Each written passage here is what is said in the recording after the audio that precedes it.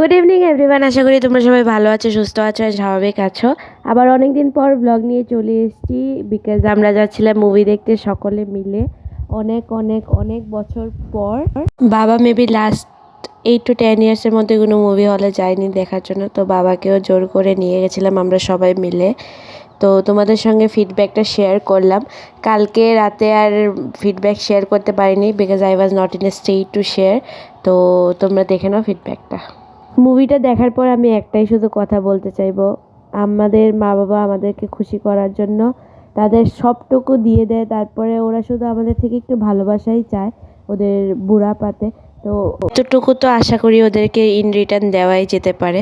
So kudos to the whole team of Santaan. খুবই ভালো হয়েছে, খুবই ভালো হয়েছে। আজকাল দিনে এইসব মুভি দেখাই যায় না। আমার মা বাবা তো মুভি দেখতেই যায় না, যদিও মাকে মাঝে মাঝে জোর করে নিয়ে যেতে পারলেও বাবাকে নিয়ে যাওয়া যায় না। বাট কালকে বাবা গিয়ে খুবই ভালো লেগেছে বাবারও। বাবা বলছিল যে অনেক অনেক থটফুল একটা মুভি।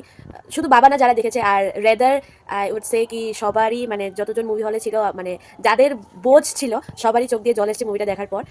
তো আই উড সে কি তোমরা সবাই দেখো। অ্যাকচুয়ালি বেঙ্গলি মুভিজ তো এতটা ইম্পর্টেন্স পায় না, অ্যানিমালসের মতো মুভি ওরা প্রমোট করে এত ভালোভাবে, বাট এইসব মুভি কোনোদিনও এত ভালো একটা নাম পায় না। তো আই উড সে কি তোমরা সবাই দেখবে and let me know the feedback.